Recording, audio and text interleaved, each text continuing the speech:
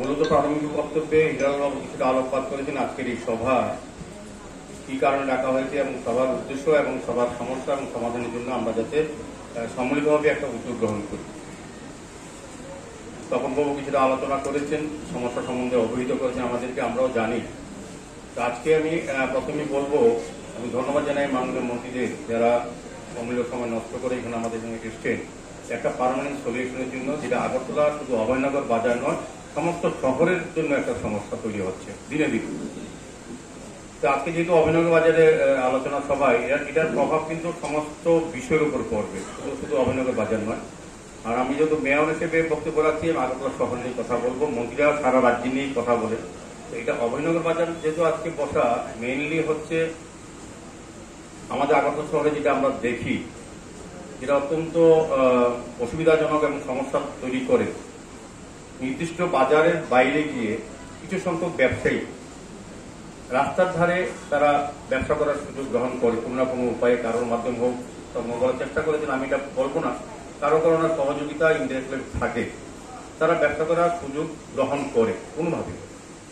সেক্ষেত্রে কি হয়, আমাদের যানজটের সমস্যা হয়, দুর্ঘটনা প্রায় সময় ঘটে, এবং শহরের যে সৌন্দর্য বা শহরকে পরিচ্ছন্ন রাখার যে পরিকল্পনা আমাদের পৌর নিগমে নেওয়া হয় সেগুলি থেকে আমরা কিছুটা কিন্তু বাধাপ্রাপ্ত হই, সমস্যার সম্মুখীন হয়। সমস্যাটা শুধু যারা ব্যবসা করেন বা ক্রেতা তারা না, তারা সামগ্রিকভাবে শুধু অভয়নগরে এই নেতাজি ক্লাবের প্রাঙ্গণের যে রাস্তাটা শুধু অভয়নগরবাসী ব্যবহার করে এরকম না, সারা রাজ্যের মানুষ বিভিন্ন কাজে বিভিন্ন প্রয়োজনে আমাদের হসপিটালকে ব্যবহার করার জন্য এই রাস্তা অনেক সময় ব্যবহার করে।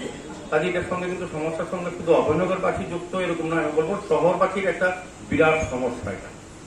এটার জন্য আমরা আলোচনা সভা করেছি, আমরা রঞ্জিত বাবুর সঙ্গে কথা হয়েছে, আমার বিশ্বজিৎ বাবু খুব করেছেন এবং আমাদের মন্ত্রী বিকাশ বাবু খুব উৎসাহী।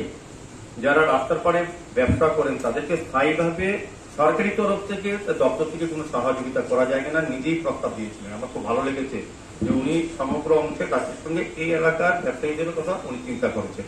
তো আমাদের সরকার আমাদের আগরতলা শহরে বিশেষ করে আগরতলা পৌর নিগম থেকেও যে বাজারগুলি আছে সেটি সংস্কার করে সুন্দরভাবে যাতে স্বাচ্ছন্দ্যে মানুষ পৌরনাগর পরিষেবা পায় এবং ব্যবসায়ীরা এবং ক্রেতারা যাতে উভয় স্বাচ্ছন্দ্যে বাজারটা ব্যবহার করতে পারেন বিজ্ঞানসম্মতভাবে, আধুনিকভাবে, যাতে ফায়ার অ্যাক্সিডেন্ট আমরা অ্যাম্বুলেন্স কিংবা ফায়ার ব্রিগেড ঢোকাতে পারি বাজারে, সেই ব্যবস্থা করে নতুনভাবে বাজারগুলি তৈরি করার জন্য আমরা স্মার্ট সিটি পৌর নিগম আমাদের রাজ্য সরকার চেষ্টা করছেন।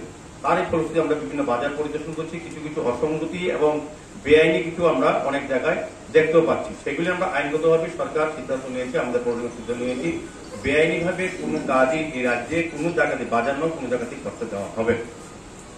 বিশেষ করে আগরতলা শহরে যেটা এখন একটা ট্রেন্ড হয়ে গেছে যে কোনো জায়গা না পেলে আমি রাস্তার পাড়ে বসে যাই, এবং এটা একটা সুযোগ দিচ্ছে। যেমন বলতে আমাদের খোলাখুলি অভয়নগর বাজারে যে রাস্তাটা যেটা নেতাজি ক্লাবের প্রাঙ্গণ থেকে দিকে আসে, এখানে কিছু অংশের ব্যবসায়ী উপজাতীয় হোক জনজাতীয় হোক কিংবা বাঙালিরা কিন্তু বসে বিজয়গঞ্জ থেকে সৎসঙ্গ আশ্রমে, এখানে ট্রাইবেল বাজার বলে কিন্তু অধিকাংশ বাজার কিন্তু